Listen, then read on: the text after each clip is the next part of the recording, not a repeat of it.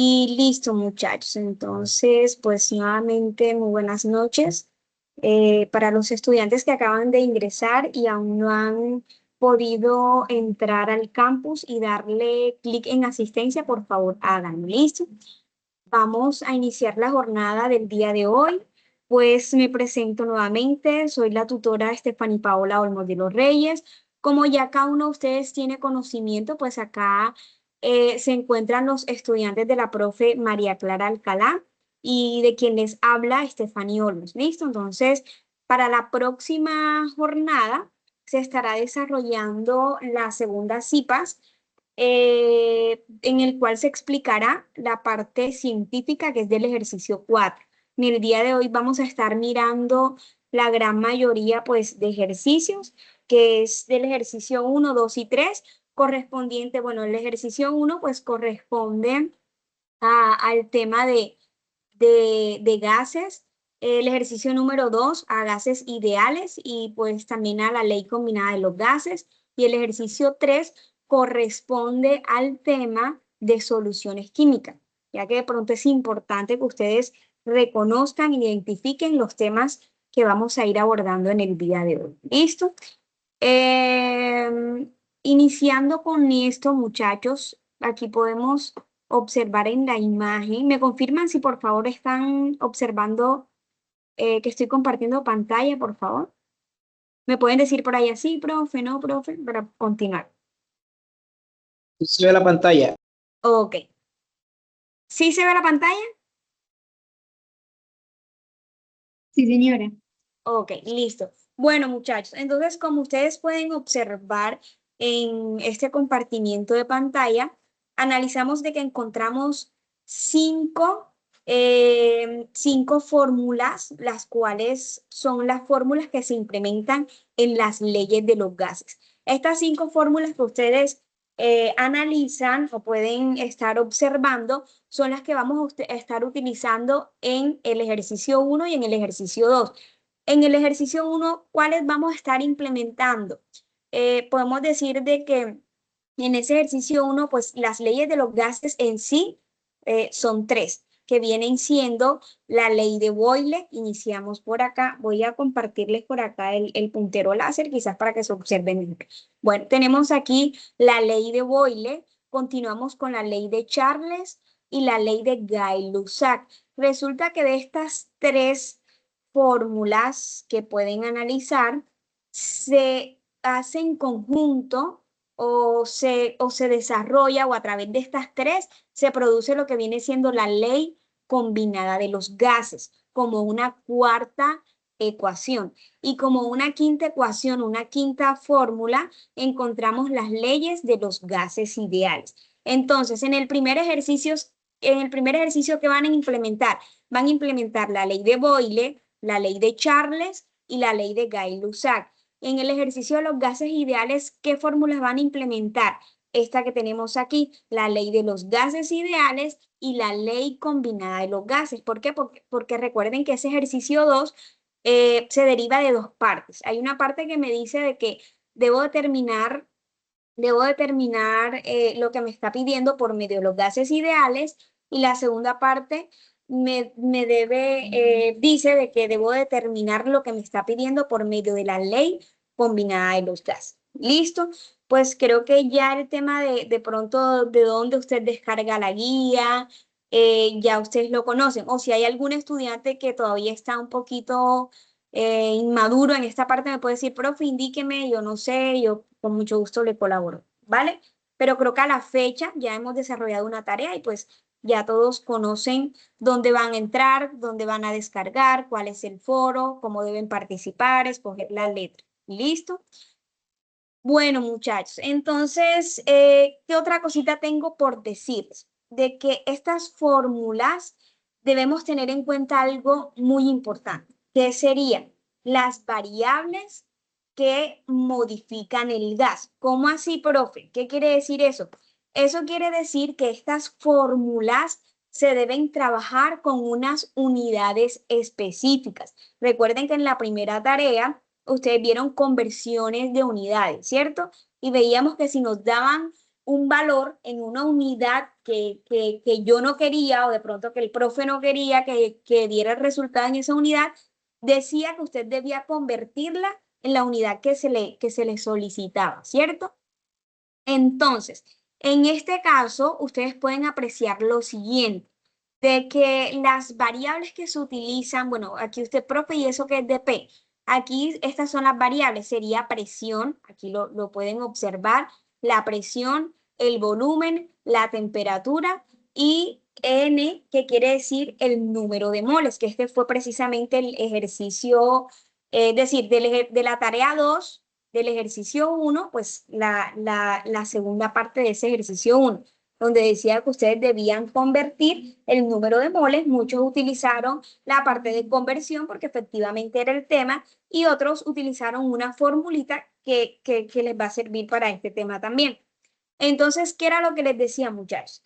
Que cuando nosotros tengamos una unidad de presión, ¿cuáles son esas unidades de presión?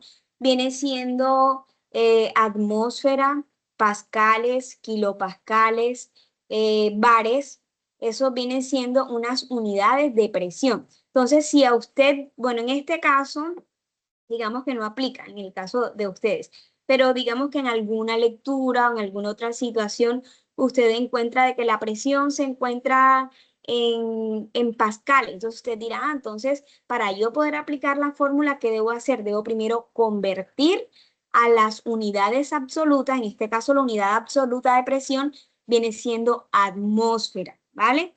A eso se le llama unidad absoluta, es decir, que la presión obligatoriamente debe trabajar con unidad de atmósfera. Si usted se la da en milímetros de mercurio, en pascales o en otra unidad o en bares, por ejemplo, usted debe convertir a atmósfera, al igual el volumen. Si el volumen se lo dan en mililitros, se lo dan en metro cúbico, usted debe convertirlo al litro, porque es la unidad absoluta de volumen.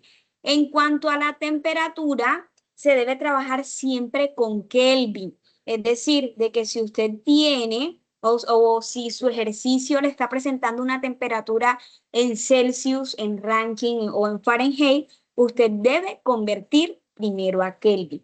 Y en cuanto a la cantidad de materia, ya sabemos que se mide con el número de moles y la unidad como tal de medida viene siendo el mol, ¿ok? ¿Alguna pregunta hasta el momento? ¿Queda claro esto?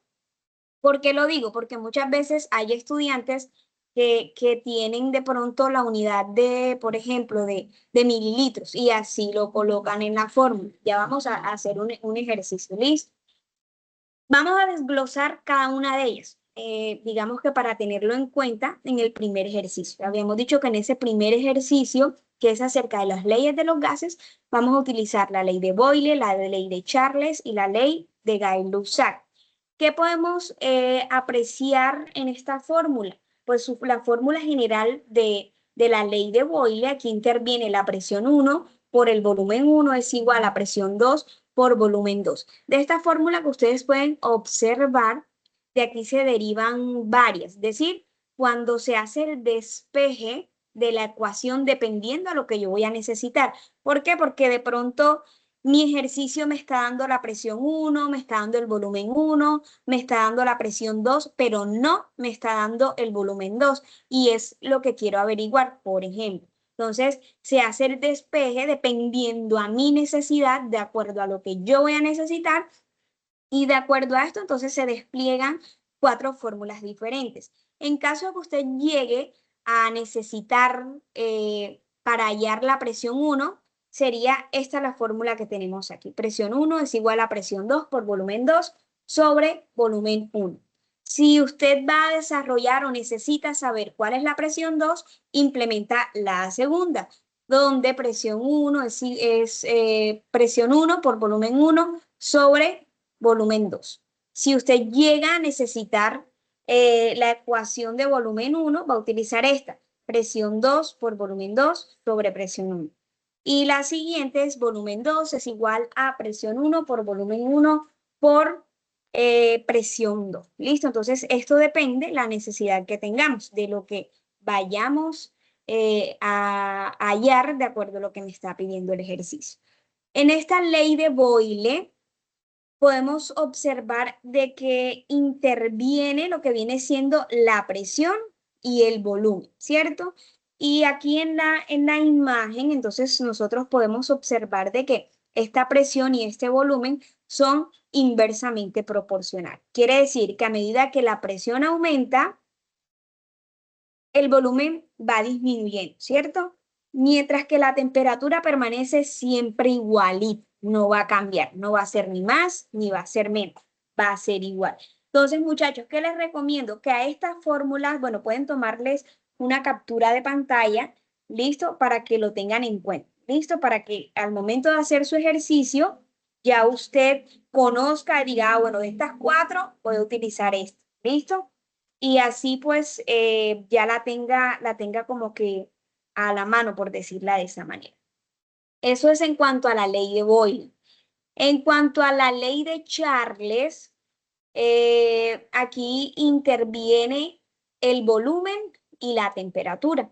Su fórmula general es volumen 1 sobre temperatura 1 es igual a volumen 2 sobre temperatura 2. ¿Listo? Si hacemos el despeje de esta ecuación, vamos a obtener cuatro fórmulas diferentes y podemos tomar la que nosotros vayamos a necesitar dependiendo a lo que me está pidiendo el ejercicio que yo deba determinar.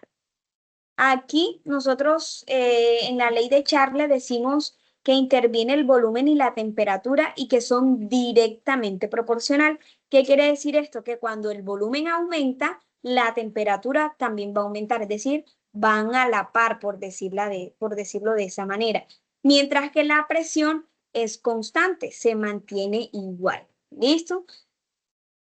Vamos ahora con la ley de Gay-Lussac, donde su fórmula general es presión 1 sobre temperatura 1 es igual a la presión 2 sobre temperatura 2 y al despejar esta ecuación de acuerdo a lo que yo esté necesitando, podemos obtener las cuatro fórmulas que observan en pantalla y que se implementa pues la que vayamos a necesitar obviamente. Acá se relaciona lo que viene siendo la presión y la temperatura, siendo ambas directamente proporcional, mientras que el volumen es constante. Vamos al primer punto que les interesa. Profe, entonces ya conociendo que en el primer ejercicio interviene o voy a implementar la ley de Boyle, la ley de Charles, la ley de Gay-Lussac, ahora, ¿cómo voy a proceder? Vamos a proceder de la siguiente manera. Debemos tener en cuenta estos cuatro pasos que pueden evidenciar. ¿Listo? ¿Qué deben hacer primero? Revisar la tabla 1 con los valores asignados. Bueno, aquí dice el número seleccionado en el foro, pero en sí sería la letra seleccionada en el foro. ¿Listo? Recuerde que usted entra al foro, dice buenas tardes, profe y compañero, o buenos días. Mi letra a escoger sería la A, la B, la C, pues llega hasta la E. ¿Listo? Entonces, debe verificar antes de escribir en ese foro que ningún otro compañero haya seleccionado esa letra. ¿Listo? Entonces, eso es lo primero que usted debe hacer. Y mirar dentro de la tabla los valores que le corresponden a ese número de letras. ¿Listo? Perdón, a esas letras. En el paso 2, convertir las variables en unidades absolutas si los requiere. Esto lo expliqué anteriormente, pero quiero preguntar a ver si estaban atentos. ¿A qué se refiere eso? De convertir las variables en unidades absolutas si los requiere. ¿Qué quiere decir? ¿Que debo hacer qué?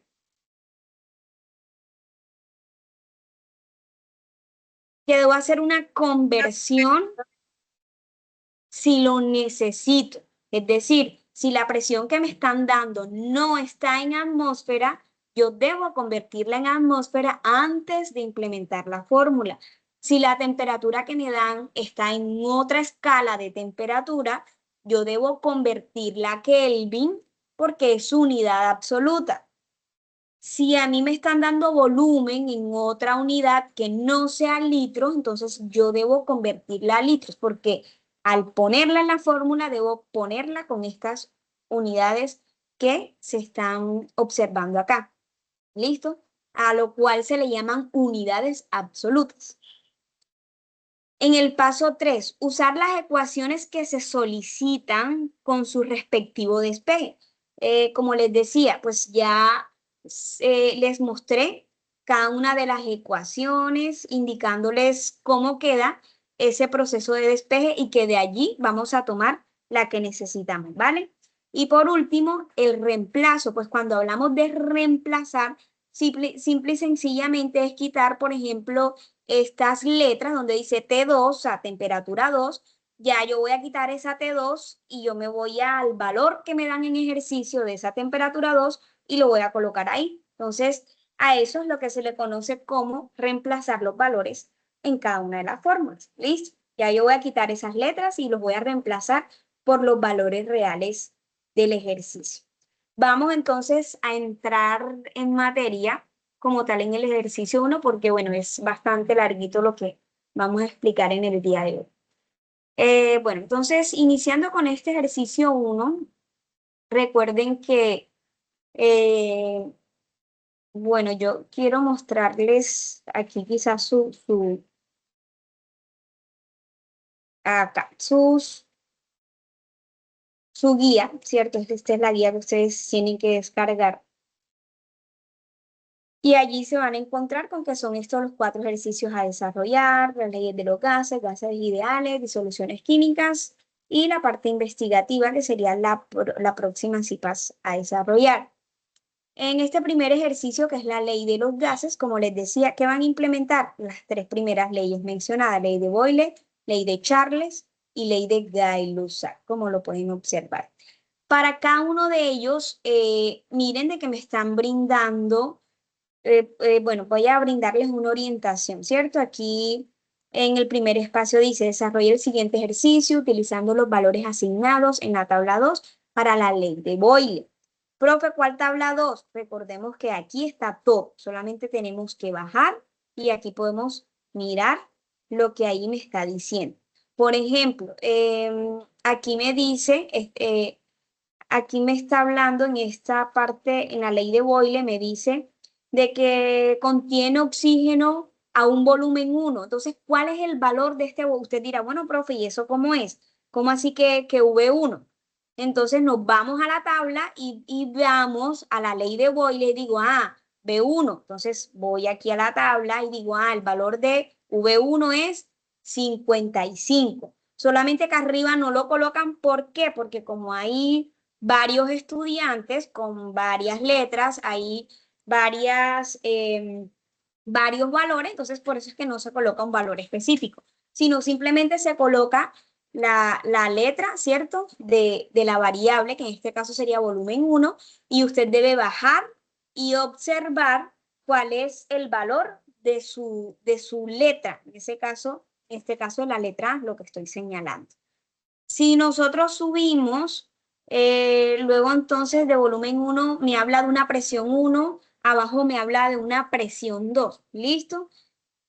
Yo aquí observo en la ley de Boyle que efectivamente tengo una presión 1 y tengo el valor del volumen 2. ¿Cuál es la incógnita?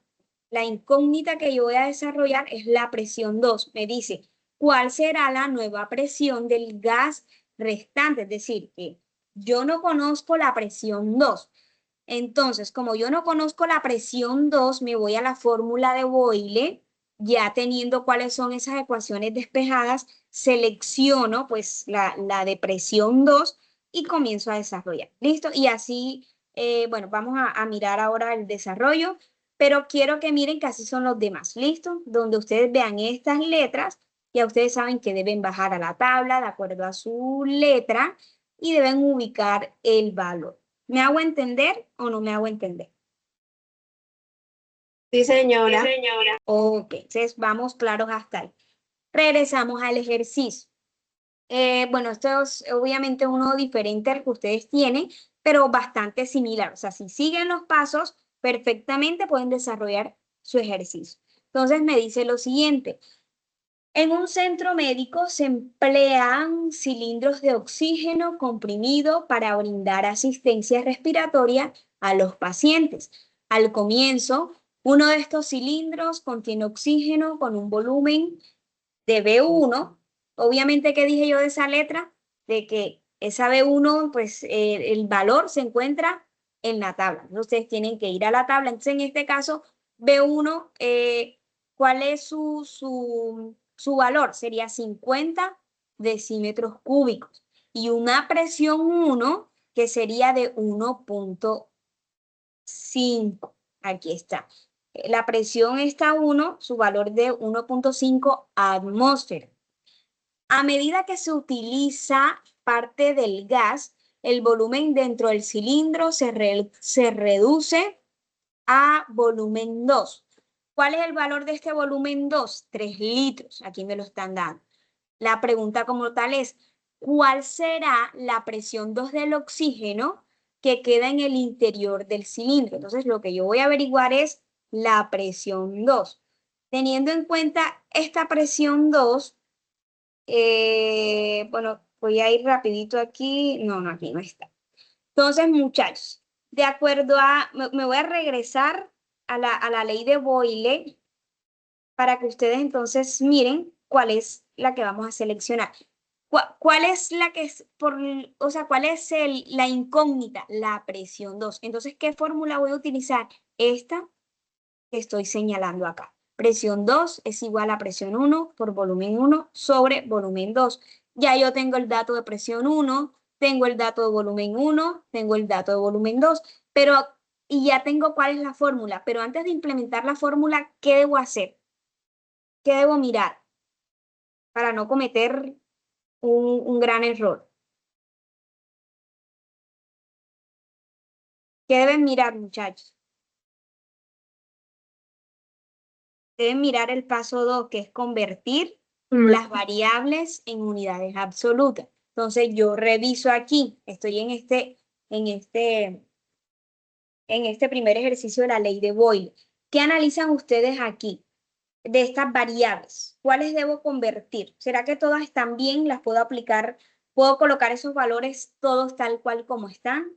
¿O cuál debo convertir? No, Debe porque convertir el hay que volumen uno. convertir volumen 1. Volumen 1. ¿Por qué volumen 1? Porque de los tres es el único que no está en unidad absoluta, está en decímetro cúbico. ¿Y cuál es la unidad absoluta de volumen para las Litro. leyes de los gases? Litro. El litro. Perfecto. ¿Listo? Entonces, ¿qué debo hacer? Convertir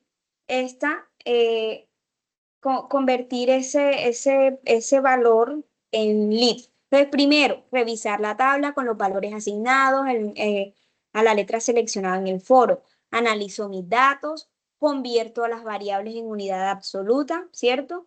Entonces, en este caso hicimos la conversión de unidades que a la fecha todos deben saber hacerlo. ¿Por qué? Porque ya terminamos la tarea 2, ustedes hicieron su tarea 2, hicieron el desarrollo. De pronto muchos se dieron cuenta de que yo les decía, muchachos, o bueno, este ejercicio 1 es incorrecto. ¿Por qué? Porque muchos de ustedes lo que hacían era de pronto lo más fácil, o sea, porque muchas veces ocurre, yo voy a dividir aquí lo que tengo arriba con lo que tengo abajo y me va a dar igual.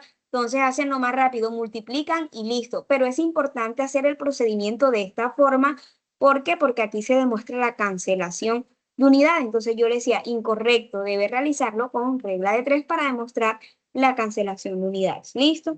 Algunos corrigieron, otros hicieron caso omiso, entregaron así, pues bueno, la nota pues se encuentra de acuerdo a lo que enviaron. Y bueno, la nota la pueden ver a partir del lunes, muchachos. ¿Listo? De la tarea 2. Pero sigamos, bueno, con esto. Aquí ya hicimos la conversión de unidades. Al convertir 50 decímetros cúbicos me daría 50 litros. Y ahí lo tenemos. Pasamos al paso 3, despejar la variable. ¿Listo? ¿Cuál variable? De acuerdo a la fórmula. La fórmula general es presión 1 sobre volumen 1 es igual a presión 2 sobre volumen 2. ¿Cuál voy a utilizar? Esta que tengo acá, ¿vale? La de presión 2. Presión 2 por volumen es igual a presión 1 por volumen 1 sobre volumen 2. Vamos a hacer el último paso, que es reemplazar. ¿Listo? Pero eso sí, reemplazar ya teniendo las conversiones en caso de que sea necesario. Entonces, la presión 2 es igual a 1.5, ¿cierto? Porque sería el valor de la presión 1 es 1.5. Luego lo voy a multiplicar por el volumen 1. ¿Cuál es el volumen 1? Serían 50 litros. ¿Por qué? Porque debo colocarlo en su unidad absoluta. Y el volumen 2 sería 3 litros y esto me daría como resultado 25 atmósferas. Se cancelan litros con litros y me queda atmósfera. Entonces miren que así de sencillito es.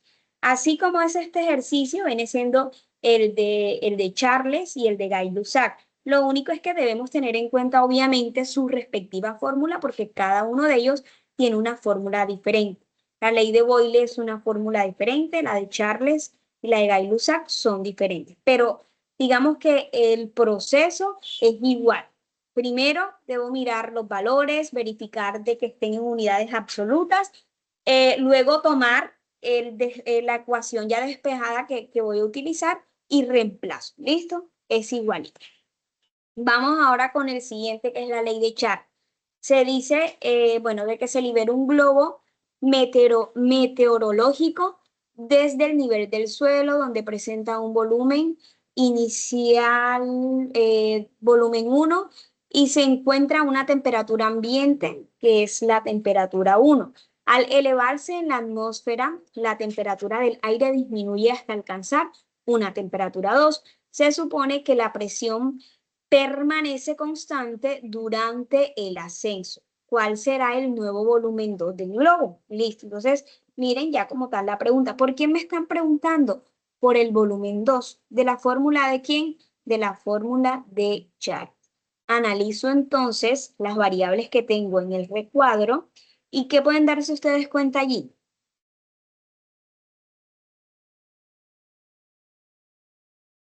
Que está en grados En centígrados. Exacto, los grados centígrados. ¿Y en qué unidades deben estar? En Kelvin. En Kelvin. ¿Listo? Entonces, ambas temperaturas deben convertirse respectivamente. Entonces, revisamos la tabla con los valores, convertimos las unidades. Muchachos, si voy muy rápido, me dicen, profe, va muy rápido, den un poquito más despacio o vamos bien. Bien. Ok. Bueno, entonces aquí pues hicimos las respectivas conversiones, y ya ustedes conocen el proceso. Se despejan las variables, obviamente esta es la fórmula general, y allá me están preguntando específicamente de que debo utilizar entonces la fórmula de volumen 2, ¿cierto?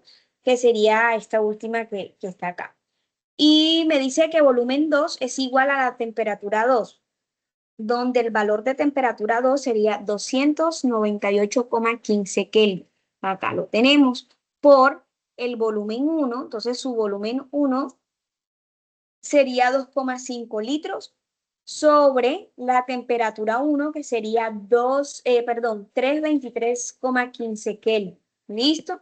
Hacemos la respectiva, bueno, hicimos el respectivo reemplazo, se hace la respectiva operación, se multiplica pues lo que tenemos en la parte superior, el resultado de esa multiplicación lo dividimos con lo que tenemos abajo y me da como resultado 2,306 litros. ¿Listo?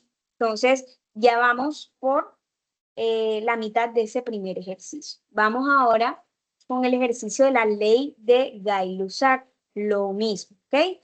Me dice que en una fábrica de refrescos, el gas dióxido de carbono se guarda en contenedores a presión. Uno de estos cilindros está inicialmente a una temperatura de T1, obviamente sus valores de estas letras están acá abajo, repito nuevamente, y con una presión interna de P1. Sin embargo, durante una jornada de mantenimiento, el cilindro es expuesto a una temperatura más fría de temperatura 2. Suponiendo que el volumen del cilindro no cambia, ¿cuál será la nueva presión del gas en su interior? ¿Listo? ¿Por quién me están preguntando? ¿Cuál es el incógnito? La presión 2, ¿vale? Analizo los datos y que debo darme cuenta de que debo convertir todo. ¿Listo? ¿Por qué? Porque la presión no está en atmósfera, sino está en milímetros de mercurio. La temperatura 1 y la temperatura 2 están en Celsius y ambas debo convertirlas en Kelvin. Hacemos el respectivo procedimiento, las respectivas conversiones de unidades, se hacen las conversiones de estas temperaturas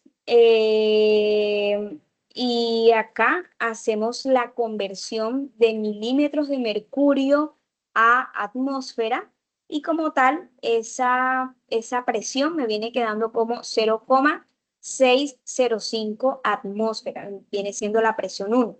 El incógnito sería pues la presión 2, ahí tenemos la fórmula general, las fórmulas despejadas.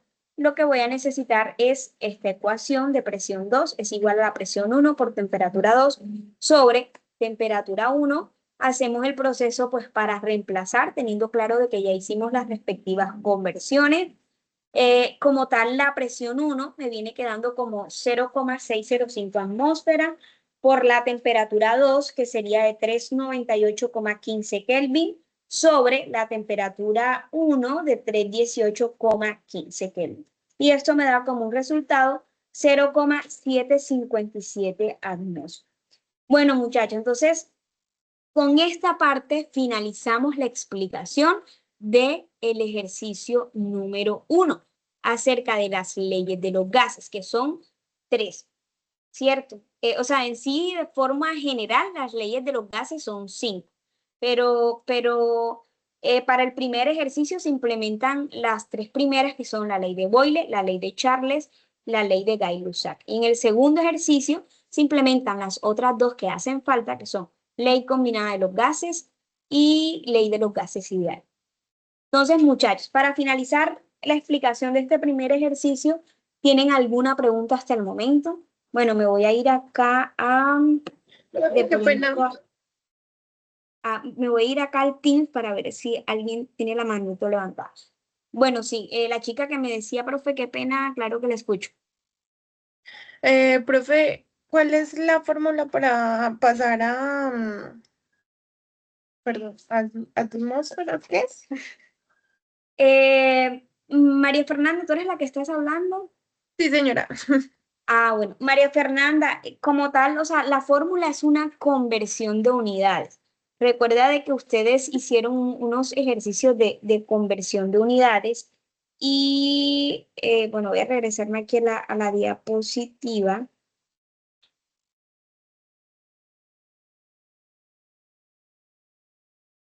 Acá donde está, aquí.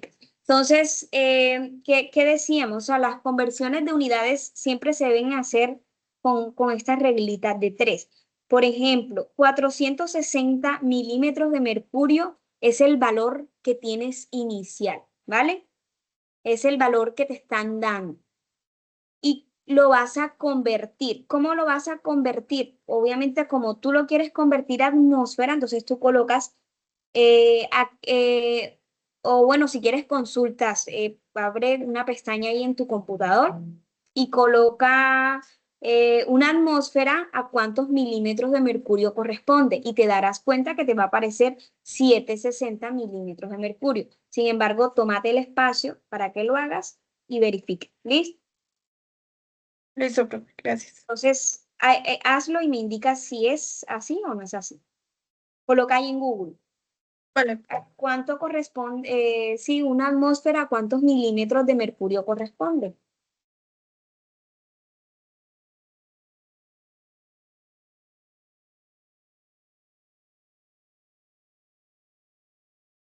Sí, 760. 760. Entonces, de ahí fue donde yo saqué ese 760, ¿vale? Para que sepas de dónde lo saqué.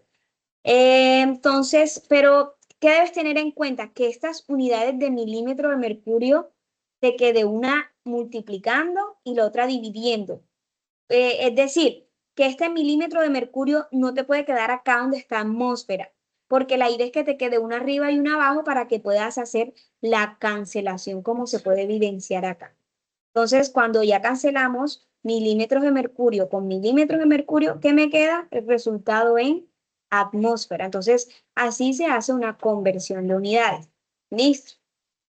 No es solamente como que multiplicando, dividiendo, no, sino que hay que demostrar esta reglita de 3, pues para demostrar qué unidades se cancelan y pues cuáles me quedan. ¿Listo? ¿Alguna otra consulta?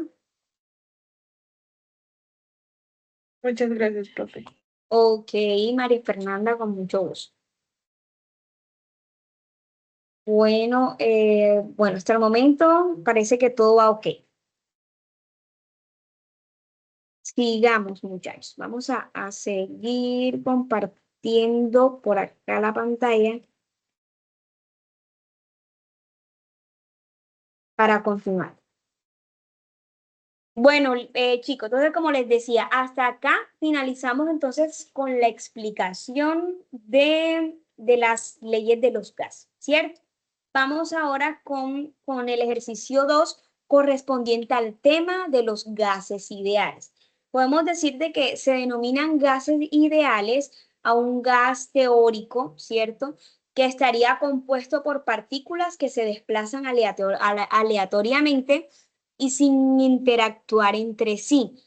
Para las leyes de los gases ideales, voy a salirme un momentico porque parece que alguien quiere ingresar y necesita admisión. Sí, aquí.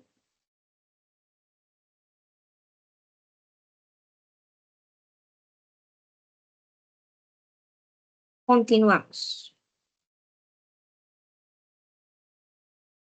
Bueno, entonces les decía de que las leyes de los gases ideales, pues esta también cuenta con su fórmula general. Su fórmula general viene siendo presión por volumen es igual a N. ¿Qué quiere decir N? N quiere decir número de moles. Por R por T. Profe, ¿qué es R? R viene siendo una constante. Cuando yo me refiero a una constante, es un valor numérico que obligatoriamente tiene que colocarlo sí o sí, que es 0,082, ¿vale? Yo ahora más adelantico se lo voy a mostrar. Es decir, que si a usted en la fórmula le aparece esta R, usted obligatoriamente debe colocar ese valor, profe, ¿y ese valor de dónde salió? Pues ese valor, como les indico, es una constante, o sea, es un valor que obligatoriamente tiene que colocar, no porque el profe se lo haya inventado, sino porque la fórmula me lo indica de esa manera. ¿Listo? Aquí desglosamos un poquito lo que viene siendo pues cada una. O bueno, ya yo se los había indicado. Presión es la presión del gas, el volumen del gas. N son los moles del gas, el número de moles, que fue, por ejemplo, en el ejercicio ese de conversión, ustedes hicieron un ejercicio de conversión de moles. R viene siendo la constante de ese gas. Esta constante, al valor que yo les decía, es de 0,082 atmósferas por litro sobre mol Kelvin. Y la temperatura, IT es la temperatura del gas. Muchachos, en cuanto a esta constante, que es la constante R, ellas tienen, esta tiene otros valores, pero esos valores van de acuerdo a las unidades que se presenten.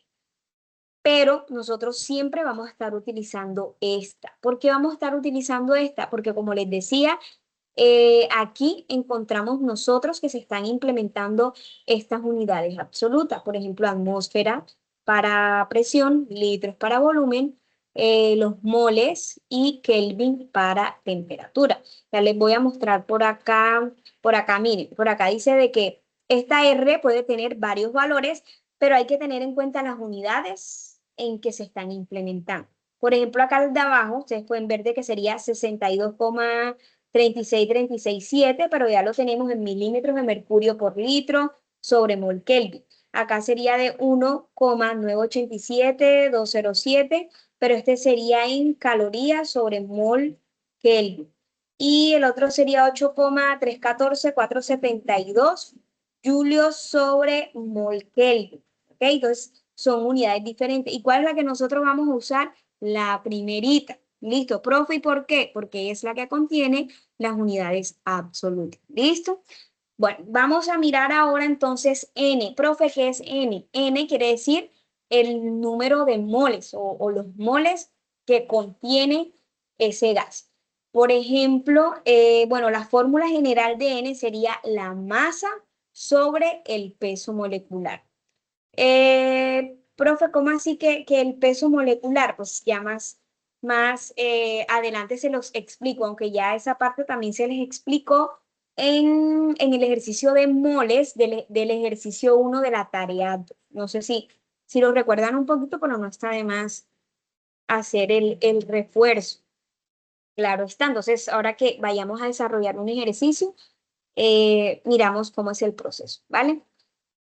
Bien, al momento de nosotros despejar la fórmula de la ley de los gases ideales, podemos observar de que se desprenden o se despliegan varias fórmulas derivadas de esto, ¿cierto?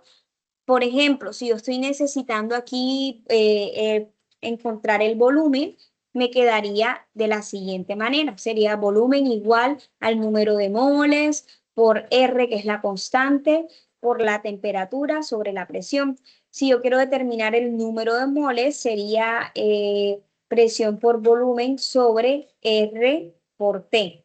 Aquí sería la presión del número de moles, R, que es la constante, por T sobre el volumen. Y si quiero determinar la temperatura, me quedaría como presión por volumen sobre R, que es la constante, y la temperatura. ¿Cómo realizar entonces el ejercicio 2? Para ir a el proceso de cómo se desarrolla. Paso número 1. Se debe extraer los datos de la tabla de acuerdo a su letra seleccionada. Paso 2. Convertir todas las variables a unidades absolutas. Paso 3. Seleccionar la ecuación adecuada. Paso 4. Despejar la variable solicitada en cada inciso. Paso 5. Reemplazar los valores en la ecuación despejada. Vamos a mirar ahora sí, entrar en materia en uno de estos ejercicios. Me dice lo siguiente.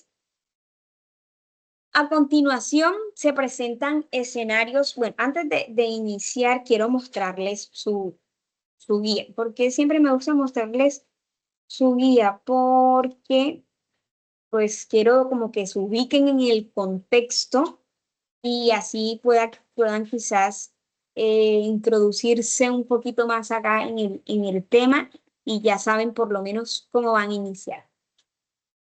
Bueno, en este ejercicio 2, bueno, aquí ya les da un preámbulo, dice que basado en la letra, deben revisar la tabla y listo. Como tal, el proceso dice a continuación, se representan los escenarios contextualizados para la aplicación de la ley de los gases ideales. A. En un centro de buceo de Nueva Zelanda, bueno, este es el... digamos que hay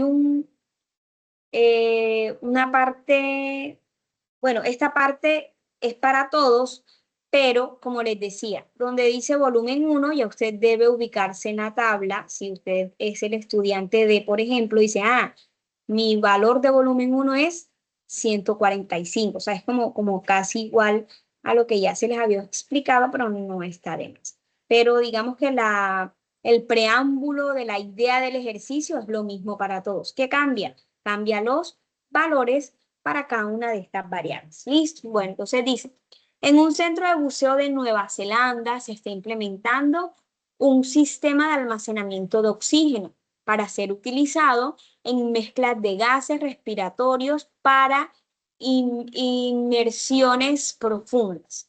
Se dispone de un cilindro con una cantidad fija de oxígeno que ocupa un volumen 1 a una temperatura ambiente de 1, ¿cierto? Ya sabemos que el valor de B1 y de T1 están en la tabla de acuerdo a su letra. Con base en estos datos, determine la presión en el cilindro P1. ¿Listo? Entonces, esta es la primera incógnita. O sea, con base en los datos anteriores, ¿cuál es la incógnita? Determinar la presión 1 de el cilindro. Siguiente parte. Siguiente parte. Una vez calculada la presión inicial, pero muchachos, ¿qué deben tener en cuenta? Miren aquí esta parte. Voy a subrayarla para que lo tengan en cuenta. Miren acá, miren que dice, a continuación se presentan los escenarios contextualizados para la aplicación de la ley de los gases ideales. ¿Qué quiere decir? Que esta parte que yo acabé de leer, ¿cómo la van a desarrollar? Es decir, determinar la presión del cilindro.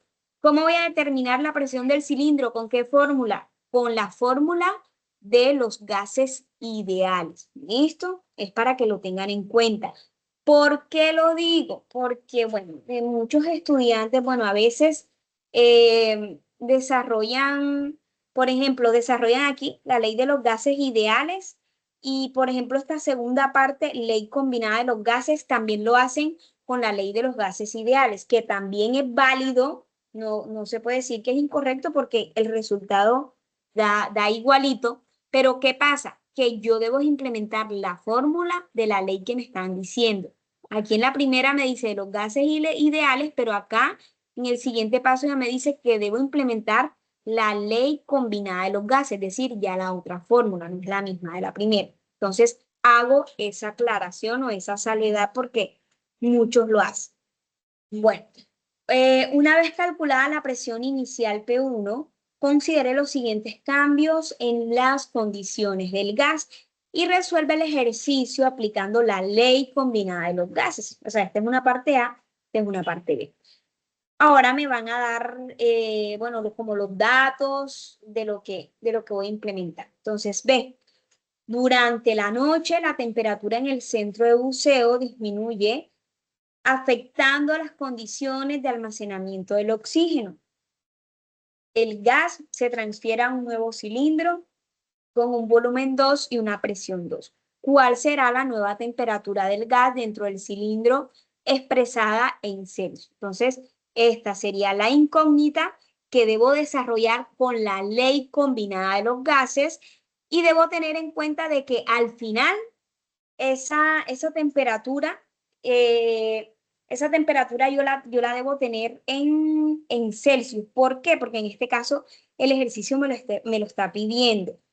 Recuerden que anteriormente yo les decía que la unidad absoluta de temperatura es Kelvin, pero aquí el ejercicio me está diciendo que después de yo tener esa temperatura, que le tengo que dar esa respuesta, pero necesariamente se la tengo que dar en Celsius. ¿Por qué lo hago? Porque aquí me lo está pidiendo. Si no me lo pidiera, lo dejaría así en Kelvin porque es su unidad absoluta. ¿Listo?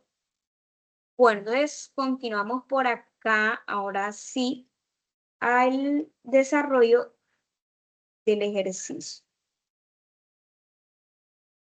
Y acá, bueno, tenemos un ejercicio, bueno, un preámbulo pues parecido. Dice a continuación, se presentan los escenarios prácticos para la aplicación de la ley de los gases ideales. Tener en cuenta que la primera parte me está pidiendo que en gases ideales.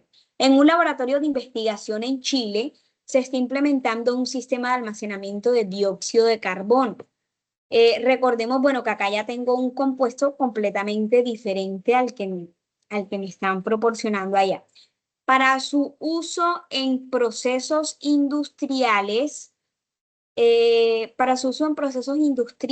requieren gases comprimidos, se cuenta con un cilindro que contiene una cantidad fija de dióxido de carbono ocupando un volumen inicial, volumen 1, a una temperatura ambiente, temperatura 1. Utilizando estos datos, determine la presión del gas dentro del cilindro y esta presión me dice que es la presión 1, ¿ok? Es lo que yo debo determinar, el incógnito que voy a hallar por medio de qué fórmula, la ley de los gases ideales. ¿Listo? Segunda parte. Una vez calculada la presión 1, considere los siguientes cambios en las condiciones del gas y resuelva el problema aplicando la ley combinada de los gases. ¿Listo? Entonces ya aquí no voy a implementar la ley de gases ideales, sino la ley combinada de los gases. Durante la noche la temperatura en el laboratorio baja modificando las condiciones del almacenamiento del dióxido de carbono. El gas se transfiere a un nuevo cilindro con un volumen, con un volumen conocido como, volumen 2, que ya tenemos los valores en nuestra tabla, y una presión 2. ¿Cuál será la nueva temperatura del gas dentro del cilindro expresada en grados Celsius. Me lo está pidiendo como tal en grados Celsius. Tenemos entonces la tabla. Miren que es similar a lo que ustedes tienen, lo único es que el compuesto es diferente, ¿cierto? ¿Qué me da la tabla? Me da, bueno, en este caso sería la letra del estudiante, pero aquí, bueno, coloqué como estudiante número 1. Los datos de las variables que son temperatura 1, volumen 1, presión 2, volumen 2 y temperatura 2. La presión 1 es el incógnito con la temperatura 2. La presión 1, que es el incógnito, lo debo hallar con la ley de los gases ideales, y la temperatura 2 con la ley combinada de los gases. En primera instancia, debo tener en cuenta de que la masa del compuesto me la están dando en kilogramos, pero yo la necesito en gramos. Entonces, vamos a desarrollar o vamos a ir por paso. Primero, extraer los datos de la tabla, ¿cierto? Ya aquí colocamos entonces la masa de la tabla, extraemos esos datos, tenemos el incógnito de lo que yo pues voy a necesitar, convertir todas las variables a unidad absoluta. Entonces, ¿qué identifican ustedes? ¿Cuál debo convertir a unidad absoluta? Para no ser yo aquí solita la que esté charlando. ¿Qué debo convertir?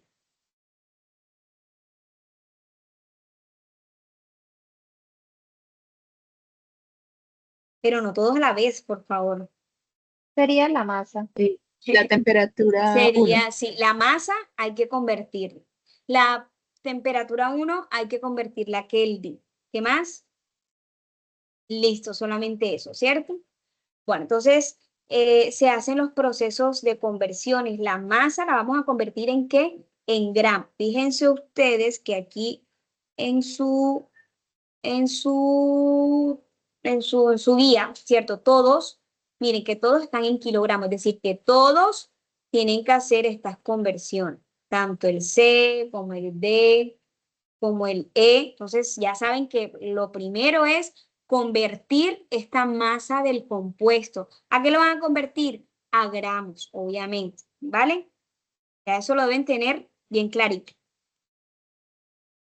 Bueno, entonces se convierte, pues en este caso, la masa que yo tengo en el ejemplo que tenemos acá mostrando sería de 11,2 kilogramos, que al convertirlo a gramos me da como resultado 11,200 gramos. Vamos a convertir la temperatura 1, eso me da como resultado 327,15. Ahí pues tenemos ya los resultados resaltados en amarillito. En el paso 3 sería calcular el número de moles con la masa del compuesto en gramos entre el peso molecular. Simple y sencillamente es una resta, pero debo sacar bueno, el peso molecular. Pero, qué les quería? Bueno, sí, ya es, aquí, bueno, aquí vamos a sacar el peso molecular. Recuerde que en ese ejercicio 2, en ese ejercicio, sí, o sea, como que en el ítem 2 del ejercicio 1, algo así, de la tarea 2, que era el ejercicio de moles, se les decía que para calcular entonces esa masa molecular se sacaba de la siguiente forma. Pues yo me daba cuenta o se les explicaba que ustedes tenían que darse cuenta cuál era su compuesto. En este caso es el dióxido de carbono, que se encuentra constituido por un átomo de carbono y dos de oxígeno, ¿vale? Decíamos entonces que buscábamos aquí en la tablita de p-table, aquí está, en la tablita de p-table, y decíamos entonces, buscábamos el peso molecular del carbono, que es 12,01, y el del oxígeno es 15,99, y si ustedes deciden lo pueden aproximar a 16, de pronto para que no escriban 15,99, ¿vale? ¿Qué debo darme cuenta? Bueno, aquí en el chat les voy a pasar aquí el enlace de la p-table, que es una tablita que utilizamos mucho para que usted se ayude con ella. Es muy dinámica, muy bonita, representa todo muy bonito. Les voy a compartir por acá, por el chat, el enlace para que lo tengan. Ya se los envié. Ahí lo tienen, muchachos. Entonces, guárdenlo. Yo por lo general tengo un Word con todos los enlaces. Tengo, por ejemplo, enlace de CIPA, enlace de todo. Recuerden que acá manejamos muchos estos enlaces, mucha tecnología y pues para no perdernos, ahí pues, miren, aquí yo los tengo y de pronto, no, lo había cerrado.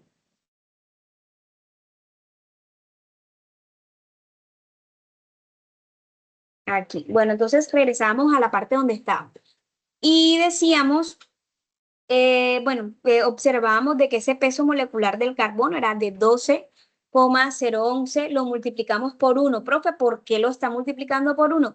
Lo multiplico por 1 porque, miren acá, voy a tomar el punterito láser aquí. Miren aquí, CO2, ¿cierto? Aquí tenemos la molécula aquí del lado derecho. El carbono solamente tenemos una molécula, perdón, tenemos un átomo de carbono. Entonces, por eso se multiplica por 1.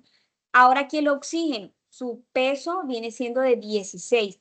¿Por qué lo multiplico por 2? Porque como pueden ver, tenemos 2 átomos de oxígeno, entonces por eso lo multiplico por 2. Si tuviera aquí un 3, un 4, entonces yo lo debo multiplicar por ese 3 o por ese 4, ¿vale? Y luego, entonces, hago la multiplicación de cada uno de ellos y de ambos resultados los voy a sumar. Hago una suma, pues 32 más 2, esto me da 44,011 gramos mol. Y esto viene siendo el peso molecular, que quiere decir lo que pesa esta molécula. Recuerden que cada elemento químico tiene un peso específico y por eso tomamos cada uno de ellos, lo multiplicamos por los átomos que tienen. Entonces me dice de que este compuesto, su peso molecular es de 44,011 gramos mol. Pero, bueno, ¿qué se pueden evitar? Bueno, ustedes se evitan mucho. ¿Por qué? Porque, bueno, si ustedes analizan aquí su guía, solamente le está diciendo que su compuesto es O2, el oxígeno es diatómico, entonces siempre se va a presentar como O2. Aquí lo pueden ver, todos lo tienen así, O2, O2, O2, O2, pero obviamente con valores diferentes. Entonces, ya ustedes hacen menos. ¿Qué van a hacer? Lo único que van a tener en cuenta es, obviamente, el oxígeno, porque su compuesto es el oxígeno. Esto nada más sería, o sea, su peso molecular sería 32. ¿Listo? ¿Por qué? Porque van a tomar el 16, que es el peso del oxígeno, lo multiplican por el 2 y el resultado es 32. Como ya no van a tener más nada que sumar ahí, entonces el resultado es 32. ¿Me hago entender, muchachos? Sí, profe. Bueno, entonces espero que sea bien clarito para que trabajen lo antes posible y envíen sus avances a los foros, ¿vale? Bueno, entonces, ¿qué hacemos ahora? Vamos a implementar lo que viene siendo el número de moles. El número de moles viene siendo la masa sobre el peso molecular. Entonces, ¿cuál viene siendo la masa? La masa que ustedes le dieron, la masa que ustedes les dan allá, pero obviamente convertida ya en gramos, no va a ser tal cual como se la están dando en kilogramos. Para eso hicieron una conversión previa. Sobre 44. En este caso, para usted no sería 44, sino para ustedes sería 32, porque su peso molecular viene siendo 32. ¿Listo? En este ejercicio, entonces me da como resultado 0,25 mol de CO2. El ejercicio, no entiendo nada, así como que hay que Escucho que, bueno, hay un chico que está hablando. No sé si puede hablar un poquito más fuerte. O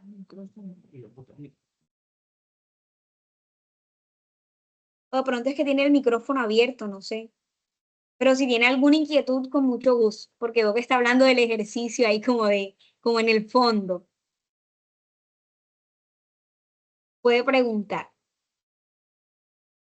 ¿Puedo seguir entonces?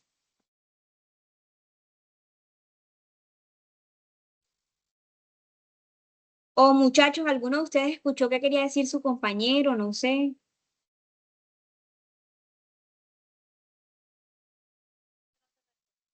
Bueno, vamos a continuar.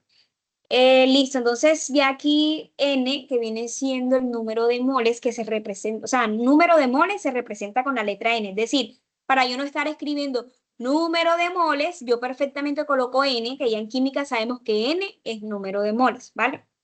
Me da como resultado 0,25 mol de dióxido de carbono. Bueno, esto era lo que les decía. En regla de 3 sería lo siguiente. Usted simple y sencillamente convierte el 11,200 gramos que le dio, lo va a convertir a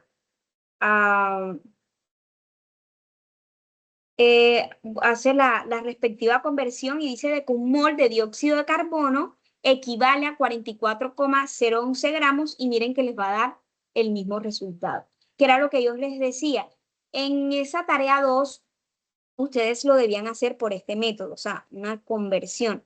Pero hay algunos que me implementaban esta fórmula, de pronto leyeron en algún texto, pero yo les colocaba que no está mal, o sea, está bien. Igual esa fórmula les sirve, pronto esos que lo hicieron así de esta forma, ya dicen, ah, sí, yo hice ese ejercicio de esta forma. Listo, entonces ya pronto pueden familiarizarse un poquito más. Entonces lo pueden hacer de esta manera o de esta manera, pues cualquiera de las dos va a dar el mismo resultado. Pero bueno, si se les facilita así, pronto más sencillito dividir, entonces háganlo así de esta forma, ¿vale? Bueno, entonces, paso número 4. Calcular la presión 1 con la ayuda de la ecuación de los gases ideales. Entonces, ¿cuál es la ecuación general de la ley de los gases ideales que se les decía? Sería presión por volumen es igual a número de moles. ¿Cuál es el número de moles? El ejercicio que hicimos anterior. ¿Listo? Sobre R. ¿Cuál es R? 0,082. Por temperatura. Entonces, miren acá. Acá entonces miramos o tenemos nuevamente el recuadro de nuestros datos. Bueno, aquí.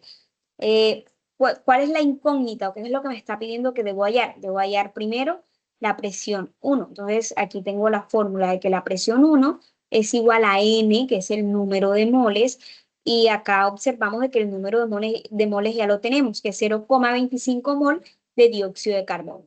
Por R, ¿cuál es R? 0,082 por temperatura 1 sobre el volumen 1. Entonces, reemplazamos. N fue el valor que nos dio 0,25 mol. R viene siendo la constante donde siempre van a colocar este número, o sea, este número no va a cambiar, o sea, siempre tienen que colocar este número, ¿vale? Si me hago entender, sí que no quiero ver de pronto otro numerito por ahí porque es este el que siempre debe ir. Temperatura 327,15, obviamente se hizo la respectiva conversión sobre el volumen 1. ¿Cuál es el volumen 1? 7,2 litros. Y este me da como resultado 0,93. Y aquí ya desarrollamos la primera parte, que viene siendo la de los gases ideales. Vamos entonces a dar solución a la segunda parte, donde me dice que lo debo resolver por la ley de la ley combinada de los gases. Listo. ¿Cuál es la ley combinada de los gases? Esta que tenemos aquí. Presión 1 por volumen 1 sobre temperatura 1 es igual a presión 2 por volumen 2 sobre temperatura 2. Ejecutamos entonces el despeje y hallamos las 6 fórmulas que obtenemos allí. Obviamente vamos a utilizar la que vamos a necesitar, la que me está pidiendo. Ahí tenemos los datos y lo que me piden es resolver es la temperatura 2. Entonces, que sería esta que está aquí, que fue la que seleccionamos, la última. Temperatura 2 es igual a la presión 2 por volumen 2 por temperatura 1 sobre presión 1 por volumen 1. Entonces, ejecutamos, ya tenemos entonces nuestros valores. donde la presión 2, donde la presión 2 viene siendo de 0,873 atmósferas, miremoslo acá, por el volumen 2, que es el que tenemos acá, 310 litros, por la temperatura 1, que es la que tenemos acá. Obviamente no vamos a colocar el 54, sino ya cuando está convertida a Kelvin, que sería de 327,15 sobre la presión 1. Es decir, miren que la parte A se utiliza aquí. El resultado que les dio en la parte A lo utilizamos aquí. Entonces, esta presión 1 me dio como resultado 0,93 atmósferas y lo voy a multiplicar por el volumen 1, que sería 7,2 litros. Y esto me da como resultado 13,23 Kelvin. Pero hay un detalle que entonces usted le está diciendo, bueno, entonces esa temperatura usted debe dármela ¿en qué unidad? ¿En qué unidad de temperatura? Grados Celsius. En Celsius. Celsius. Entonces, como me la están pidiendo en Celsius, yo no la puedo dejar así, ¿ok? Yo entonces hago la conversión y digo de que 13,23 Kelvin es igual a 273 menos 15. Les quiero recordar que para hacer esta conversión de temperatura, a ustedes también se les dieron unas formulitas para cada una. Cuando se quiere convertir de Celsius a Kelvin o de Kelvin a Celsius o a Rankine o a otra unidad. Entonces son formulitas que debemos implementar. En este caso, simple y sencillamente es una resta. ¿Listo? Es una resta colocando como constante el 273,15, que es un valor que siempre va ahí, y me da esto como resultado, menos 259,92. Entonces, muchachos, aquí damos, digamos que por finalizada la explicación del ejercicio número 2. Quiero que, bueno, no se levanten la mano aquellos que tienen preguntas o que me digan, sí, profe, ya quedó todo claro, así lo vamos a hacer, vamos a seguir, más en estos días entregamos. Entonces, bueno, quedó pendiente aquí a las preguntas. A ver, ¿quién tiene preguntas por aquí? Que pueda levantar la mano, pues si son muchos, para ir en el respectivo orden de ideas. María Fernanda, tienes la manito por acá levantada. María, adelante. Profe, qué pena. Una pregunta. ¿Cuál es el número que debemos poner sí o sí? Es que no entendí esa parte. Ah, listo. Pero bueno, en la fórmula de las leyes de los gases. Sí, sí, señora, eso. Ok, sí, porque recuerda, también yo dije que hay una constante al convertir la temperatura, entonces no sé si sería eso. Pues ya te No, lo muestro. hay otro. O en el radical, bueno, este sería este que está acá. Ya me regreso para que lo veas. Sería este, mira, sería 0,082 atmósferas por litro sobre mol por Kelvin. Tiene que ser tal cual con estas unidades, ¿listo? No solamente el número, sino también las unidades son importantes. Listo. ¿Por qué las unidades? Porque hacemos el proceso de las cancelaciones, ¿cierto? Aquí podemos nosotros evidenciar de qué mol cancelamos con este mol. Entonces, o sea, todo es como mirarle el sentido, profe, ¿por qué tantas unidades aquí? Precisamente para el proceso de cancelación. Entonces, mol cancela mol. Litros cancela los litros que está acá abajo. Kelvin cancela este Kelvin y me queda atmósfera. Entonces, miren que todo tiene su razón de ser. Entiendo. María Fernanda, ¿ya tomaste el apunte o pasé muy rápido? No sé. Sí, sí, señora, ya lo tomé. Muchas gracias. Bueno, ok, con mucho gusto. Bueno, entonces, ¿algún otro chico, otra chica que quiera hacer preguntas? Recuerden que es el momento. Uno dice como que hable ahora o calle para siempre, como dice el sacerdote cuando se están casando. Bueno, entonces, hasta el momento todo va bien, todo va perfectamente. Vamos a seguir. Profe, esta Bueno, clase queda grabada, ¿cierto? sí, sí, claro, esta clase está completamente grabada, sí, señor. De todas formas, Sí, porque creo que me tocará, me toca volverla a ver para no atrasarnos hoy, ¿vale? Ah, ok. Sí, Jorge, no te preocupes. Entonces, te tomas el tiempo y sí es importante, como les decía, estar desde el inicio porque de pronto nos perdemos de alguna información inicial y ya nos sentimos ahí como que incómodos porque no sabemos de qué nos están hablando más adelante. Y muchachos, bueno, aprovechando que están aquí, pónganse las pilas, por favor. De pronto aquellos que no pudieron entregar la tarea por algún inconveniente, pueden mandarle. Entonces, nosotros se los recibimos con mucho gusto. Pues habíamos puesto unas fechas hasta el 5, pero bueno, ya si se pasan de esa fecha, entonces ya sí, ahí sí nos va a tocar bajarles puntos, pero no queremos eso, queremos de que todos vayan bien y pues la idea de nosotros es ayudarlos de verdad, pero también ustedes deben colaborar porque bueno, por más que nosotros hagamos el intento, usted también debe demostrar que usted está haciendo su trabajo, ¿listo? Bueno, chicos, entonces para no seguirnos desviando aquí del tema, vamos ahora bueno, me pasó un poquito. Bueno, entonces, a partir de aquí vamos a iniciar con la explicación del tema del ejercicio 3, cuyo tema es acerca de las soluciones o disoluciones químicas. Tiene esos dos nombres. De pronto, le menciono los dos porque de pronto, no, profe, yo en el colegio lo vi como soluciones químicas. Otro dice, no, profe, yo lo conocí como disoluciones químicas, pero es lo mismo, ¿vale? Entonces, decimos que las soluciones es el resultado de la mezcla entre el soluto y el solvente. ¿Qué es el soluto? Es toda aquella sustancia que se disuelve. ¿Y cuál es el solvente o disolvente? Es la sustancia que disuelve al soluto. Aquí nosotros podemos observar una pequeña imagen de qué es un soluto y qué es un solvente. Aquí nosotros podemos observar un componente, decimos de que el soluto es el componente en menor cantidad.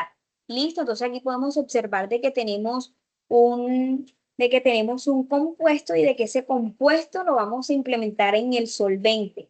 Y ya cuando hacemos la disociación tanto del soluto como del solvente, a eso es lo que se le llama solución química. ¿Listo? La mezcla del soluto con el solvente. Entonces, a eso es lo que se le llama soluciones químicas. Resulta de que estas soluciones químicas, ellas tienen unas concentraciones que pueden ser tanto en unidades físicas como en unidades químicas. Cuando hablamos de una unidad física, bueno, por aquí voy a irme acá porque hay alguien que necesita que lo admita.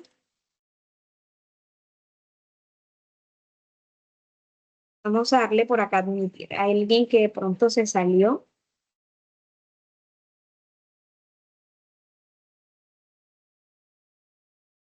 Y nos regresamos por acá con nuestra pantalla.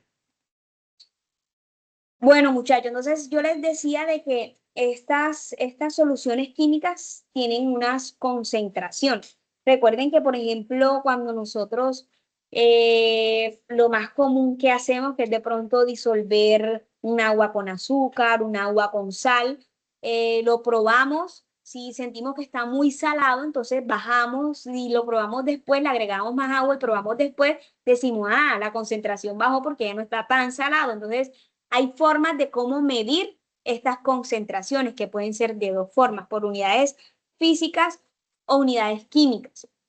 Dentro de estas unidades físicas tenemos el porcentaje peso-peso, o también conocido como porcentaje masa-masa, donde su fórmula viene siendo la masa del soluto sobre la masa de la solución multiplicado por 100. Sería como que la fórmula general.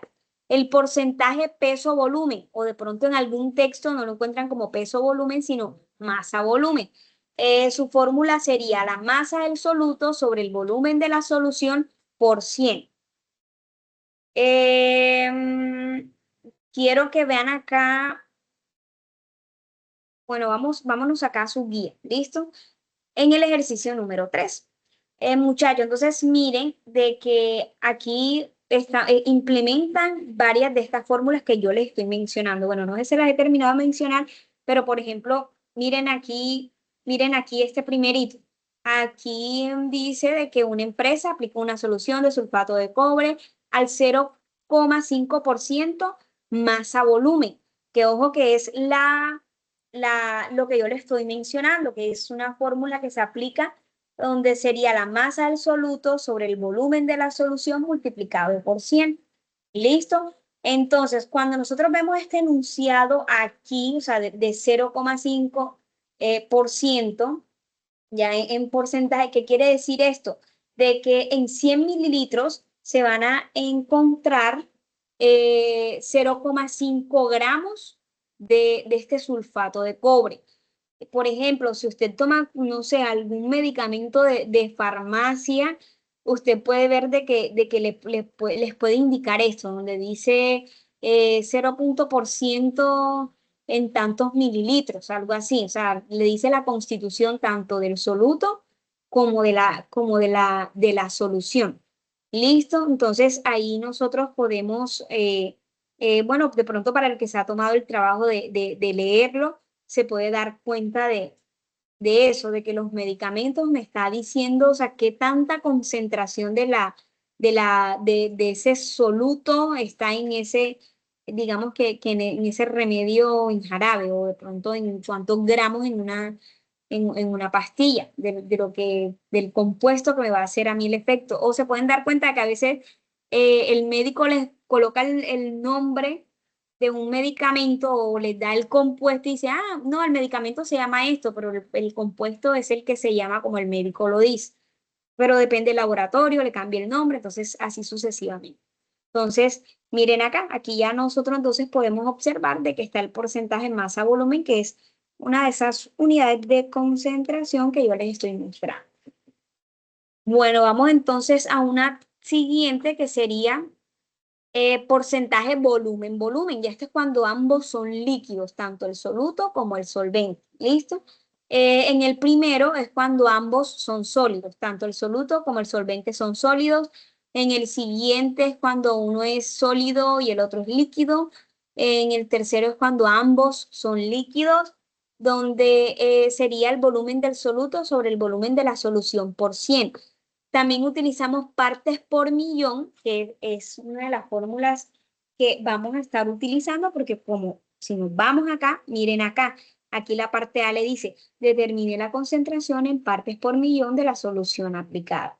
¿Es segura para el ecosistema acuático? Bueno, aquí ya ustedes es como, deberían como que responder de acuerdo a los límites que aquí les está diciendo que tiene un límite máximo de 1000 partes por millón. Entonces, de acuerdo a ese resultado, y usted responde si está en el límite o se pasa, sería tóxico o está por debajo de ese parámetro. Entonces, ya sería responder esas partecitas. Bueno, entonces aquí sería la fórmula de partes por millón, pero quiero aclarar algo. Esta fórmula de partes por millón, hay varias fórmulas. Lo que cambia son las unidades. Voy a colocar por acá el puntero láser. Lo que cambian son las unidades. Bueno, este es un ejemplo de una de las fórmulas que se pueden aplicar y con las unidades que se pueden aplicar, pero más adelante tenemos como 5 que les quiero mostrar. Bueno, vamos ahora entonces, o bueno, las mencioné anteriormente, las 4 anteriores son unidades físicas, ¿listo? Y las unidades químicas que se manejan en estas concentraciones son molaridad, donde su fórmula es igual a los moles del soluto sobre los litros de la solución o la disolución. Tenemos la molalidad, donde serían los moles del soluto sobre los kilogramos del disolvente, la normalidad, que serían los equivalentes por gramos del soluto y litros de la solución por volumen, y también encontramos lo que viene siendo la fracción molar, que es el número de moles del soluto sobre el número de moles de la disolución completa, pues cuando ya está digamos que está disuelta. En este caso, las fórmulas que de pronto, o sea, se están mencionando digamos que las unidades que se están mencionando en el ejercicio viene siendo esta, la de peso-volumen, ¿cierto?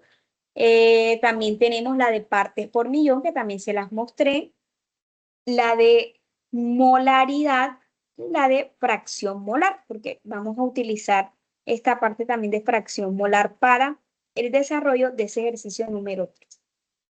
Veamos entonces aquí un ejemplo de este ejercicio número 3, donde me dice lo siguiente. Una empresa utiliza una solución de sulfato de cobre al 0,8% porcentaje masa volumen. Quiere decir que aquí tenemos una solución con un soluto en masa y pues el volumen en mililitros, ¿cierto? Para controlar el crecimiento de algas en lagunas artificiales con un volumen de 4.000 litros.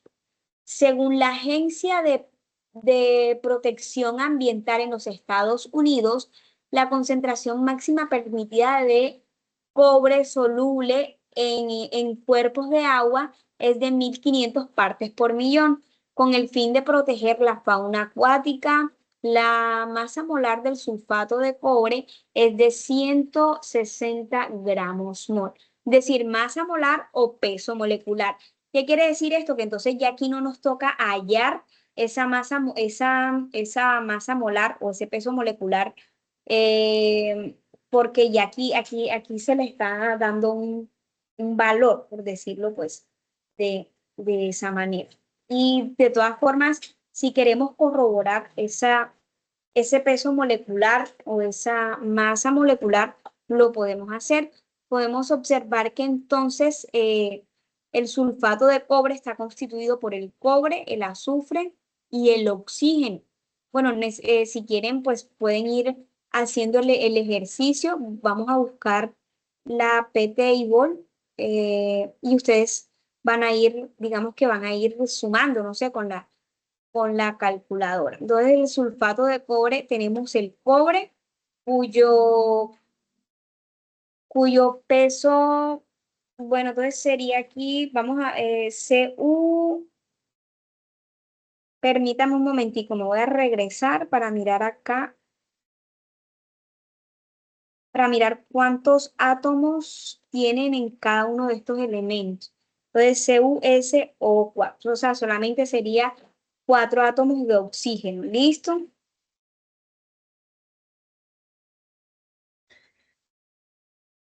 Aquí. Bueno, entonces vemos aquí que el cobre, su peso, el peso de ese átomo de cobre sería de 63,546, ¿cierto? Lo voy a multiplicar por 1, pues eso me va a dar igual. Luego entonces me voy al azufre, lo observo por acá, y su peso sería de 32,06. También lo voy a multiplicar por 1, me va a dar igual. Y el oxígeno vendría siendo el oxígeno, vamos a colocarlo acá, sería de 16. Sería de 16 y lo voy a multiplicar por ¿cuánto? Por 2. ¿Segura que por 2? Por 4. Por 4. ¿Por qué? Porque tiene 4 átomos de oxígeno. ¿Listo? Entonces, ese me daría como resultado 64. Entonces, si ustedes suman 64 más 32,06 más 63,546, ¿cuánto les resulta?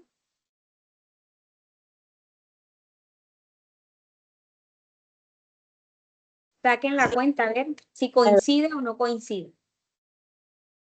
64 más 32,06 más 63,546.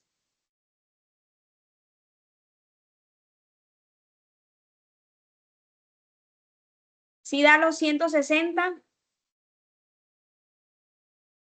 Sí. Sí, profe. Ok, listo. Entonces ya verificaron de dónde salen esos 160. O sea, no tienen necesidad de calcularlo porque ya el ejercicio se los está brindando, ¿vale? Bueno, entonces, las partes a determinar serían las siguientes. A, calcule la concentración de la solución aplicada en partes por millón. Se encontrará dentro del límite considerado seguro para el ecosistema acuático. Pues eso, bueno, esa partecita debe responderse con, digamos que con palabras, de acuerdo al ejercicio.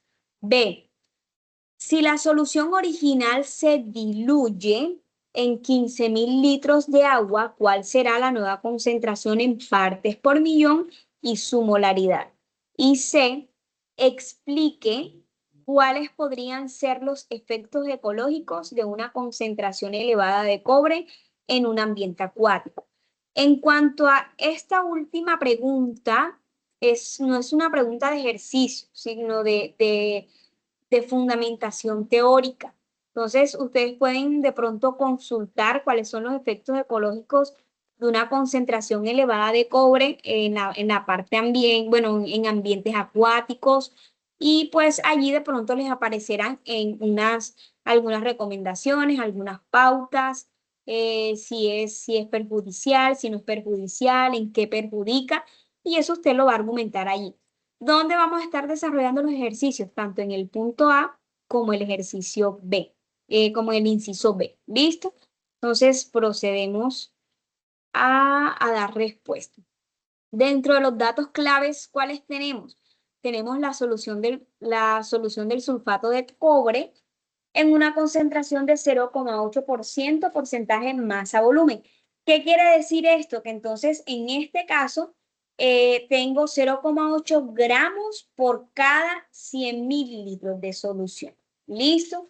Entonces, aquí podemos decir que desarrollamos una incógnita y decimos que si en 100 mililitros hay 0,8 gramos, entonces, ¿cuántos gramos hay? Digamos que en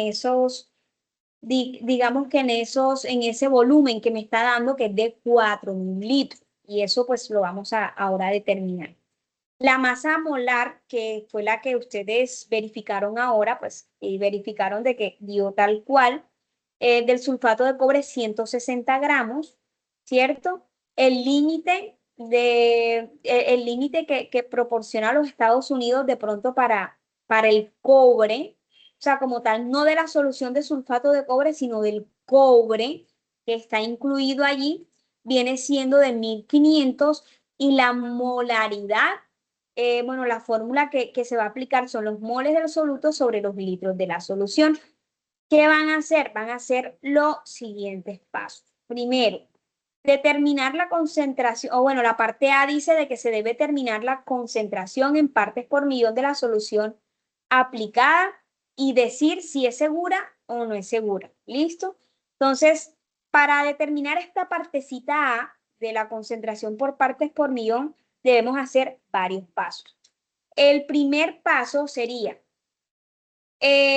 ¿cuánto sulfato de cobre hay en 400 litros? Es decir, ya nosotros sabemos de que hay 0,8 gramos por cada 100 mililitros. Entonces, para ello debemos hacer digamos que una reglita de 3, ¿vale? Entonces, bueno, aquí dice la solución es al 0,8% masa volumen, lo que significa que hay 0,8 gramos del sulfato de cobre por cada 100 mililitros de la solución. Entonces, ¿qué vamos a averiguar primero? Vamos a averiguar cuánto hay en digamos que en esos 400 litros. Pero obviamente, pues esos 400 litros primero debemos convertirlos a mililitros, ¿vale? Para poder hacer, digamos que esta reglita de 3. Y colocamos 0,8 gramos sobre los 100 mililitros, que es lo que normalmente o sea, ya sabemos de que hay 0,8 gramos en 100 mililitros y lo vamos a multiplicar por esos 4 millones de mililitros que vienen representando a los 400 litros. Y esto me da como resultado 32.000 gramos de la solución del sulfato de cobre. Listo, entonces ya ahí lo tenemos perfectamente determinado. Vamos a hacer ahora un siguiente paso, que es cuánto cobre hay, que era lo que yo les decía. Tenemos la solución del sulfato de cobre, pero recuerden que dice que los Estados Unidos indica de que hay una cantidad estipulada de uso del cobre, o sea, de que puede ser perjudicial. Entonces ya determinamos lo del sulfato de cobre, pero ahora vamos a determinar cuánto cobre hay en ese sulfato de cobre. ¿Sí me hago entender? ¿Sí o no, muchachos? Sí. Sí, Ok. profe. Bueno, entonces ahora vamos a determinar cuánto cobre hay en ese sulfato de cobre. Entonces tenemos ese sulfato de cobre y decimos de que tiene una masa molar de 160 gramos mol. Y pues la masa atómica del cobre es 65.5. Para que ustedes lo corroboren, lo vamos a acá, aquí cobre, mírenlo acá. Bueno, es 63,54.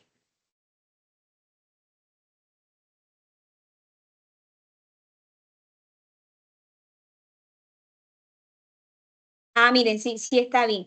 63,54, pero acá, bueno, no le colocaron el 4, simplemente lo dejaron con el segundo, o sea, con el número después del punto. Entonces, 63,5 sobre 160. ¿Cuál 160? Aquí los del peso molecular del sulfato de cobre. Y esto me da como resultado 0,397. Sacamos entonces lo que viene siendo la masa del cobre y vamos a utilizar el valor de los 32.000 que me dio anteriormente, que fueron estos que tenemos por acá, ¿cierto? Del sulfato de cobre, estos 32.000 gramos, y lo vamos a multiplicar entonces por la fracción molar, que nos resultó que es 0,397. Y esto me da como resultado de que en ese sulfato de cobre tenemos entonces 12.700 gramos de cobre solamente, ¿vale? Vamos entonces ahora ya con ese, digamos que con esa parte resuelta, ahora sí vamos a determinar las partes por millón, que era lo que yo les decía. Estas partes por millón o la fórmula de parte por millón son varias, ¿listo? Pero la que nosotros vamos a usar es esta que tiene aquí la flechita, es la que nosotros pues vamos a estar utilizando. Usted dirá, profe, ¿podemos utilizar las otras? Sí, la pueden utilizar, pero ¿qué deben tener en cuenta? Las unidades, perdón, deben tener en cuenta las unidades. Por ejemplo, esta primera me dice partes por millón es igual a los gramos del soluto sobre los mililitros de la solución o los gramos de la solución en caso de que esta solución sea porcentaje peso-peso. Entonces ambos serían gramos.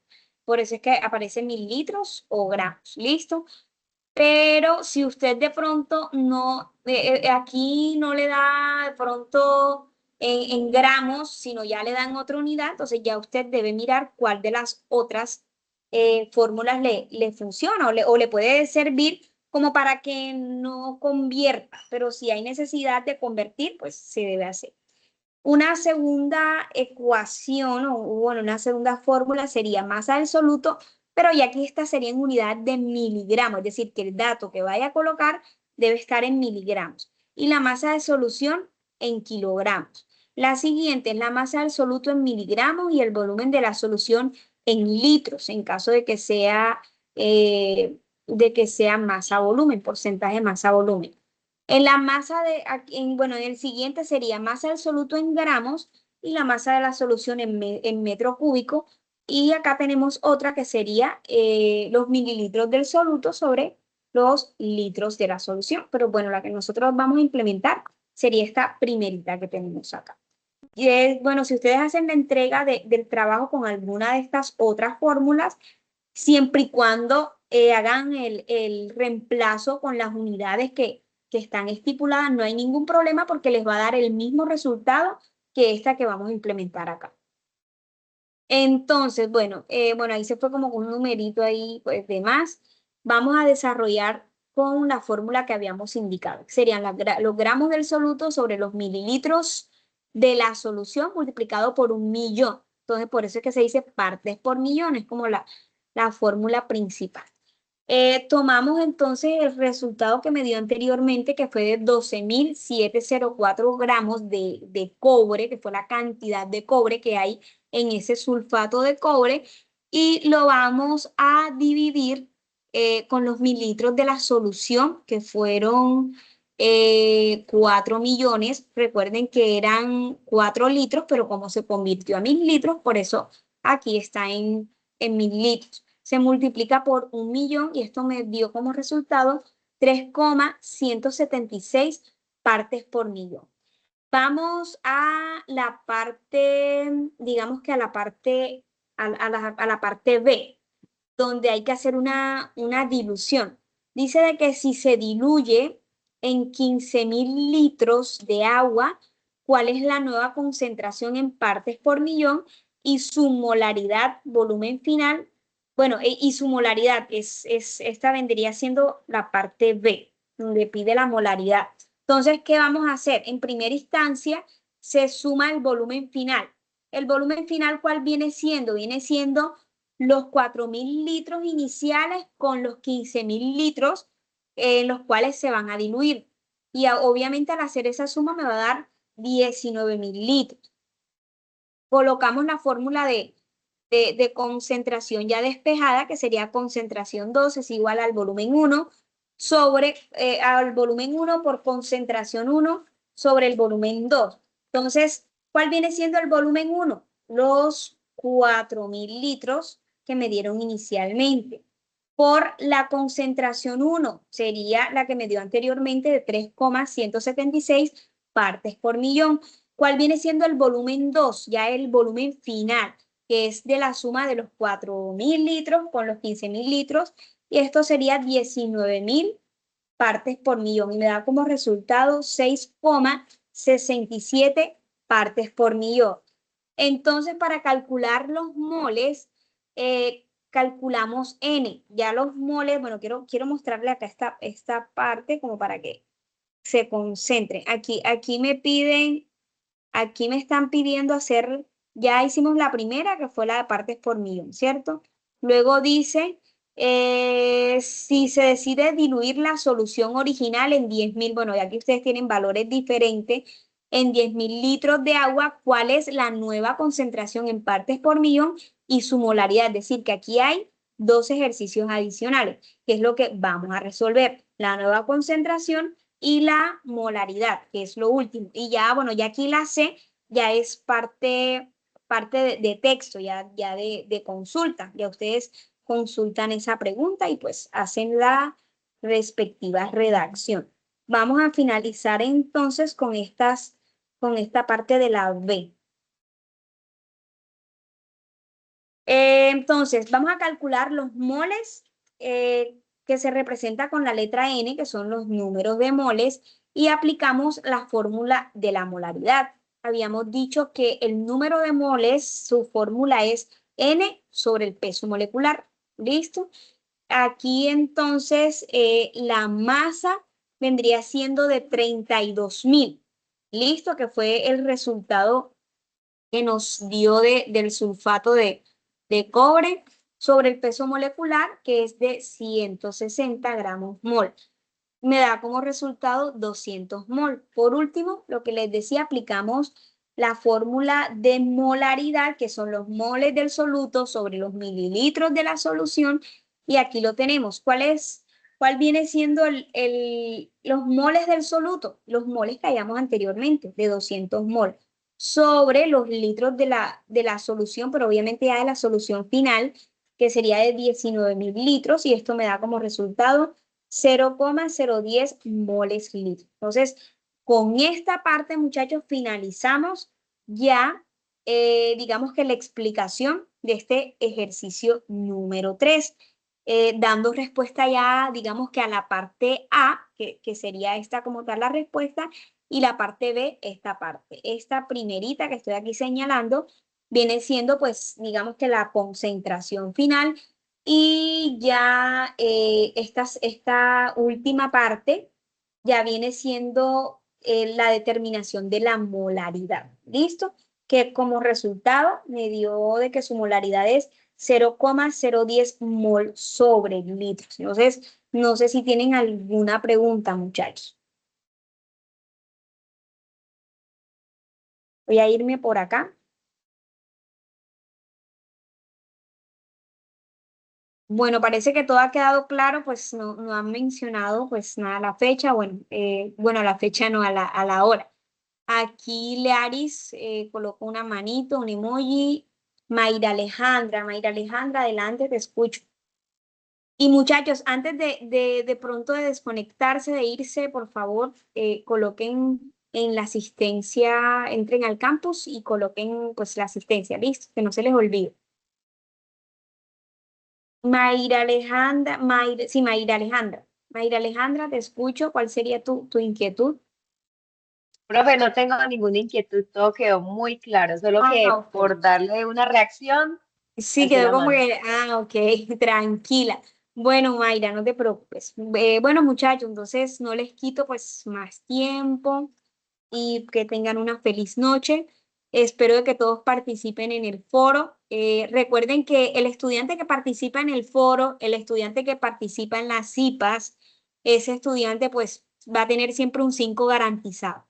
¿Por qué? Porque sigue las instrucciones de las CIPAS, hace su desarrollo, envía al foro los avances, revisa si el profesor le corrigió y corrige lo que el profesor le indica. Entonces, ese estudiante siempre va a tener garantizado la máxima nota en cada tarea, ¿ok? Entonces, por eso es importante esas participaciones, muchachos. Que tengan una feliz noche, que descansen y bueno, éxitos en todo lo que hagan. Muchísimas gracias, profe. Feliz noche. Igual, con gusto. Gracias, profe.